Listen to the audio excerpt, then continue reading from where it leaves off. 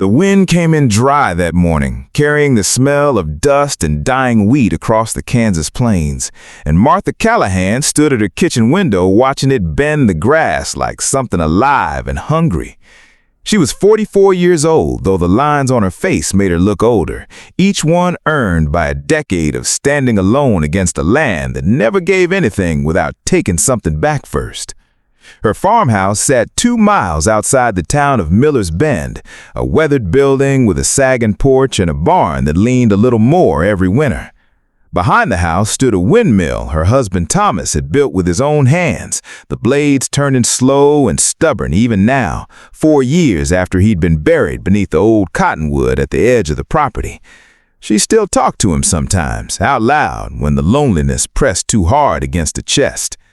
Martha ran the only boarding house between Miller's Bend and the county line, though calling it a boarding house was generous.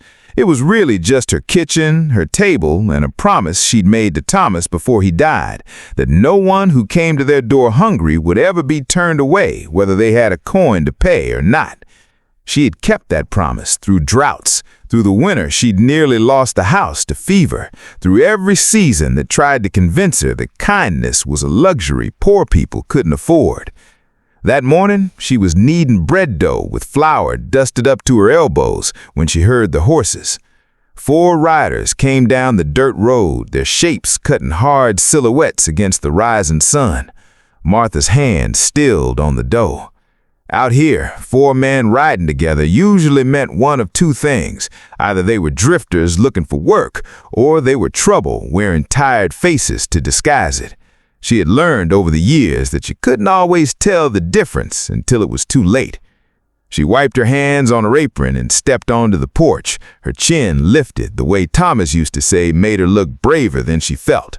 The first man off his horse was broad-shouldered, dressed in a leather vest with a heavy iron cross belt buckle, his dark hair falling loose around a face that had clearly seen more fights than kindness. Behind him came 3 others, one older, weathered like old rope, another quieter with tired eyes, and the last hanging back, younger than the rest, his hat pulled low as if he were trying to disappear beneath it. "Ma'am," the first man said, his voice rough but not unkind. "We don't mean trouble, just been riding since sunup. Wondered if there was somewhere close we could get a meal." Martha studied them a moment longer. 4 horses, worn saddle leather, canteens nearly empty. Hungry men, she decided, not dangerous ones. Not yet, anyway. And even if she was wrong, Thomas's promise didn't come with exceptions. "Table's out back. Bread's not done, but I've got a stew going, and there's more where that came from. Wash up at the trough first." The men exchanged glances, surprised by the ease of it, as if they'd expected to be chased off with a shotgun instead. The younger one, the quieter one with his hat low, lingered at the back of the group, and something about the way he moved, cautious, folded in on himself, made Martha's chest tighten in a way she couldn't explain. She went back to her kneading, but she watched him from the corner of her eye the whole time. They ate like men who hadn't seen a proper meal in weeks, tearing into the stew and the fresh bread Martha brought out still warm from the oven. The broad-shouldered one introduced himself as Samuel, the leader of sorts, though it was clear from the way the others deferred to him that leadership out here meant something closer to survival instinct than authority. The older man was called Ezra, a former Union scout who'd lost his taste for war and his direction along with it. The quieter one, Nathaniel, barely spoke, just nodded his thanks and kept eating. The younger man said nothing at all.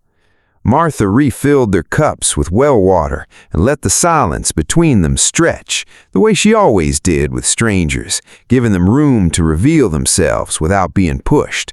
It was Samuel who finally spoke, leaning back with a satisfied sigh. "Best meal we've had in a month, Mom. Can't thank you enough. Wish we had proper coin to pay you what this is worth." "Don't need your coin," Martha said, setting down the pitcher. "Man who built this house told me a long time ago that a full table means more than a full purse. I aim to keep it that way as long as I'm able." Ezra tipped his hat. "That's a rare kindness these days." Rare doesn't mean it should stop existing, Martha said, and something in her voice made the young man at the end of the table finally lift his eyes. For just a moment, their gazes met. Martha's breath caught in her throat. She knew those eyes. She had held those eyes as a baby, had wiped tears from beneath them 1,000 times, had watched them harden with anger the night her son Caleb stormed out of this very house 8 years ago, 17 years old and furious at a father who wouldn't bend and a mother who wouldn't choose a side. She hadn't seen him since. She told herself she was wrong. 8 years could change a face, could add scars and shadows that hadn't been there before, could turn a boy's softness into something sharper and more guarded. But she knew her own child. A mother always knew. She said nothing, not yet. Whatever had brought her to her door wearing another man's name, if it truly was him, deserved more care than she could offer in front of strangers. That evening, after Samuel, Ezra, and Nathaniel had settled into the barn with blankets Martha provided, Martha found the young man alone by the well, staring up at a sky just beginning to fill with stars. "You're not eating with the others," she said, keeping her voice light. He didn't turn around. Wasn't hungry no more. Funny, that's exactly what my son used to say when something was eating at him worse than any hunger could. His shoulders went rigid. "I don't know what you're talking about, ma'am," he said, though his voice cracked on the last word. Martha stepped closer, close enough to see the small scar above his eyebrow, the one he'd gotten fallen from the hayloft when he was 9 years old, the one she'd stitched herself by lamplight while he cried and she promised him he'd always be safe in this house. "Caleb," she whispered. The young man's whole body seemed to collapse inward, like a wall finally giving way after years of holding back a flood. He turned to face her, and in the moonlight, Martha could see the boy she'd raised buried somewhere beneath the hardened lines of the man he'd become. "I go by Cole now," he said, his voice barely above a breath. I didn't think you'd want to see me again, not after everything I said. Not after I left you and Pa to run the place alone. "Your father's gone, Cole," Martha said gently. 3 winters after you left, Hart just gave out one morning while he was mending fence. I buried him under the cottonwood, and I've been alone in this house ever since, wondering every single day if you were even alive. Cole's face crumpled, grief and guilt tangling together into something raw and unbearable. "I didn't know. I swear to you, Ma, I didn't know he was gone. If I had—" "You'd have done what?" Martha asked, not unkindly, but with the weight of 8 lonely years behind the question. "Come home to bury him, or kept running from whatever you've been running from since you left?" Cole was quiet for a long moment, and when he finally spoke, his voice was hollow with confession. "I fell in with bad men after I left, Ma. Did things I ain't proud of. Robbed a payroll wagon outside Abilene 2 years back with men who called themselves my friends until the law started closing in, and then they left me for dead in a ditch. Samuel and the others found me, nursed me back. They ain't bad men themselves, not really, just tired ones, same as me, trying to find some place in this world that'll still have us." He looked down at his hands, and Martha saw him tremble.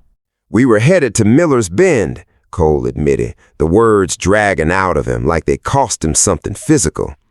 "Heard there's a bank there, thin on guards, easy money. Was going to be my last job before I tried to disappear somewhere new, start over under a different name, so far away nobody would ever find Cole Callahan again." Martha's heart clenched. Grief and fear and a mother's desperate love all crashing together at once. "And instead, you ended up here, at my table, eating my bread." "I didn't know this was your house," Cole said, his voice breaking entirely now. "I swear on Pa's grave I didn't know.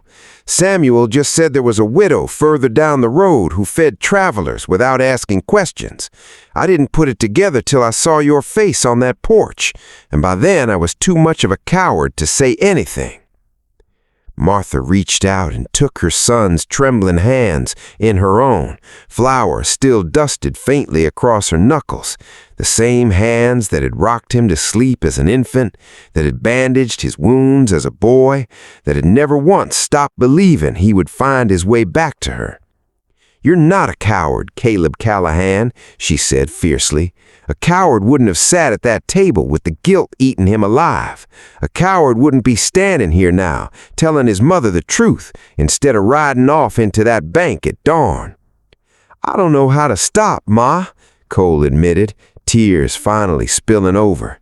"Samuel and the others, they're counting on this job. We're broke, all four of us. If I back out now, then you back out together, all four of you, right here, right now, before the sun comes up and turns a bad decision into something none of you can take back." She held her son as he wept against her shoulder, the way he had as a small boy, years of anger and run-in and shame finally breaking apart in the quiet dark beside the well, beneath the same stars that had watched over this land through droughts and deaths and every hardship this house had survived. By morning, Martha had made her decision. She gathered Samuel, Ezra, and Nathaniel at her table before the sun fully rose, Cole standing beside her with red-rimmed eyes and a steadiness in his spine that hadn't been there the night before. "I know what you men came here to do," Martha said, her voice calm but unshakable, "and I'm not going to pretend I understand everything that drove you to it, but I'm asking you, not telling, asking, to walk away from Miller's Bend in that bank and instead stay here. Help me work this land. It's more than one woman can manage alone, and Lord knows I've got more mouths to feed in that field than I do hands to feed them with." Samuel studied her for a long, searching moment, the same way he had the day before when she'd fed him without asking for anything in return. "Ma'am, we're not exactly the kind of men most decent folks want living on your property. I buried a husband and lost a son to running," Martha said, her eyes flicking briefly to Cole. "I've learned decent isn't about what a man's done. It's about what he chooses to do next when he's given the chance to choose better." Ezra, the old scout, was the first to nod, something like relief passing over his weathered face, as though he'd been hoping for exactly this kind of way out without knowing how to ask for it himself. Nathaniel followed soon after, quiet as ever, but there was a lightness in his shoulders that hadn't existed at the breakfast table the morning before. Samuel looked longest at Cole, the boy he'd pulled half dead from a ditch and helped build back into a man, and something passed between them that needed no words. "All right," Samuel said finally. "We'll stay, work the land, see where it takes us." The weeks that followed were harder than any of them expected. The drought hadn't broken, and the debt on Martha's land still loomed large enough that the banker in Miller's Bend had already sent 2 letters threatening foreclosure by autumn. But 4 extra pairs of hands changed everything that muscle and stubbornness could change. The fences got mended, got deepened. A second field got planted with hardier grain that might survive the dry months ahead. And slowly, painfully, Cole and his mother began rebuilding the years they'd lost. He told her in pieces over long evenings on the porch everything that had happened since the night he'd left in anger, the mistakes, the man he'd trusted who hadn't deserved it, the nights he'd lain awake wondering if his parents even remembered his face. Martha listened without judgment, the way she always had. And slowly, the guilt that had hollowed him out for 8 years began to loosen its grip. The turning point came in late September, when the banker himself, a stiff man named Whitfield, rode out to the farm to deliver his final ultimatum in person: pay the debt in full within 2 weeks, or the land would be seized and auctioned.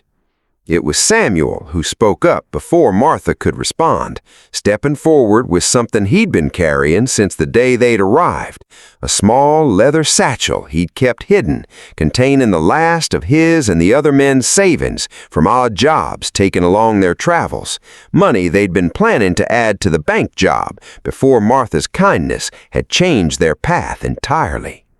"It's not everything," Samuel said, placing the satchel in Martha's hands.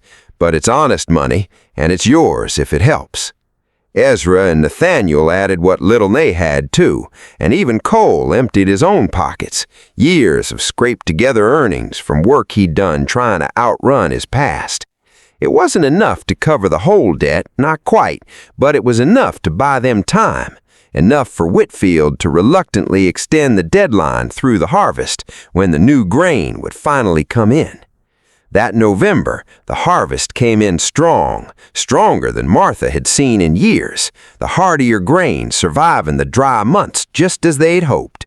When the debt was finally paid in full, Martha stood in her kitchen with 4 men who had once been strangers, who had once ridden toward her house with darker intentions, now standing as something she hadn't had in longer than she could remember. A family. Winter came softer that year, the windmill still turning slow and stubborn against the sky, but the house no longer felt empty the way it had for 4 long years. Cole rebuilt the porch railing his father had never gotten around to fixing.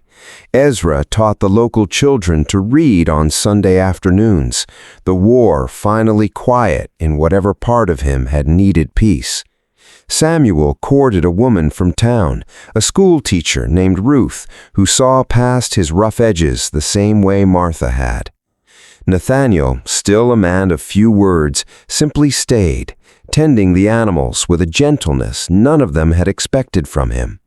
And every evening, Martha set her table for more than she'd ever set it for before, filling it with bread and stew and the kind of warmth that no drought or debt or grief could take from her again. Sometimes, late at night, she still spoke to Thomas beneath the cottonwood tree, telling him about the son who'd finally come home, about the strangers who'd become family, about the promise she'd kept, even when it would have been easier to let fear close her door instead of opening it. She liked to think, wherever he was proud of her for it.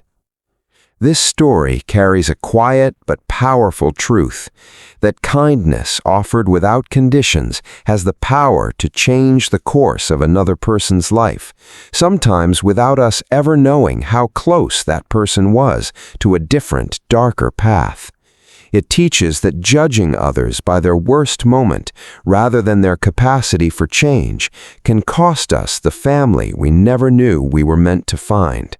And it reminds us that redemption is rarely a single decision, but a series of small, courageous choices made by people willing to believe better is still possible.